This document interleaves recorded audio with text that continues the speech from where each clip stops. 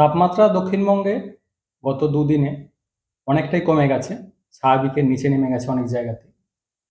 যেমন পশ্চিমের জেলাগুলো বিশেষ করে পুরুলিয়া 7 ডিগ্রির কাছাকাছি রয়েছে, বীরভূমে 8 ডিগ্রির কাছাকাছি, পশ্চিম বর্ধমান, বাঁকুড়া এসব জেলাগুলো 9-10 ডিগ্রির কাছাকাছি নেমে গেছে সর্বনিম্ন তাপমাত্রাটা।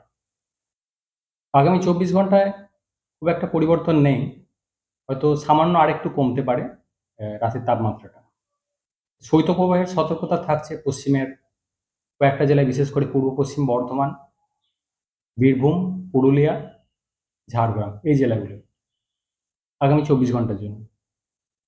আগামী দুদিনে খুব বেশি চেঞ্জ হবে না তাপমাত্রা, তারপর আবার মেনলি 12 তারিখ থেকে তাপমাত্রা বাড়তে শুরু করবে। পরবর্তী 3 দিনে, 12 থেকে পরবর্তী 3 দিনে প্রায় 3-4 ডিগ্রির মতো বেড়ে যাবে সর্বনিম্ন তাপমাত্রাটা।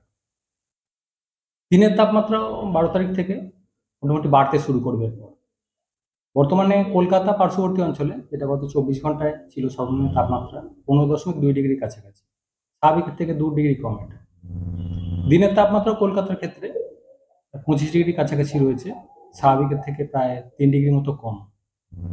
তো আগামী 24 ঘন্টায় খুব পরিবর্তন হবে না কলকাতার জন্য। মোটামুটি সর্বোচ্চ তাপমাত্রা 25-এর কাছাকাছি, সর্বনিম্ন 15 কাছাকাছি থাকবে, হয়তো সামান্য একটু কমতে পারে আরো। 12 থেকে আবার পরবর্তী প্রায় 3 দিনে কলকাতার ক্ষেত্রেও সর্বনিম্ন তাপমাত্রা বেশ খানিকটা বেড়ে যাবে, প্রায় 3-4 ডিগ্রি মতো। দিনের তাপমাত্রা তারপর বাড়তে থাকবে। বৃষ্টিপাত 12 তারিখ পর্যন্ত তো নেই। 12 পর্যন্ত দক্ষিণবঙ্গ, উত্তরবঙ্গ দু জায়গাতে শুষ্ক পরিষ্কার ওয়েদারই থাকবে মেনলি। 13 তারিখে কিছুটা সম্ভাবনা থাকছে খুব হালকা বৃষ্টির, পশ্চিমের দিকে 2-1টা জেলায়, যেমন পুরুলিয়া, বাঁকুড়া, পশ্চিম বর্ধমান থাকলেও খুব হালকা ধরনের 2-1 জায়গাতে থাকতে পারে। 14 তারিখে পশ্চিমের জেলাগুলো 2-1 জায়গায় হালকা বৃষ্টির সম্ভাবনা থাকছে। আর 15 তারিখেও দক্ষিণবঙ্গের জেলাগুলিতে, বিভিন্ন জেলাগুলিতে 2-1 জায়গায় হালকা বৃষ্টির সম্ভাবনা থাকছে। ফার্দার আপডেট আবার পরে জানানো হবে 14-15 তারিখে ওয়েদারের ব্যাপারে। উত্তরবঙ্গের জন্য শুষ্ক ওয়েদারই আগামী 5-6 দিন থাকবে।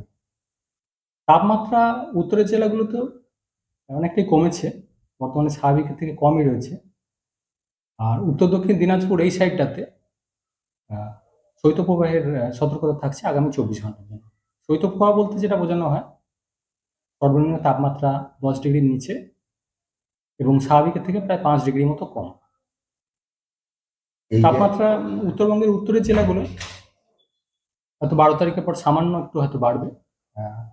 তবে উত্তরবঙ্গের যে নিচের জেলাগুলো রয়েছে 12 তারিখের পর এখানেও তাপমাত্রা কিছুটা বাড়বে। কলকাতার ক্ষেত্রেও তাপমাত্রা যেটা বললাম গত 24 ঘন্টা যেটা রয়েছে 15.2 ডিগ্রি, স্বাভাবিকের থেকে 2 ডিগ্রি মতো কম। পশ্চিমের জেলাগুলো অনেকটাই কম রয়েছে, আরো অনেকটাই ডিফারেন্স রয়েছে, যেহেতু সমুদ্রের কাছাকাছি এলাকাগুলো জলীয় বাষ্পের পরিমাণ কিছুটা বেশি থাকে। কলকাতার ক্ষেত্রে আগামী 24 ঘন্টা যেটা বলা হলো যে এর কাছাকাছি থাকবে, হয়তো সামান্য একটু কমতে পারে।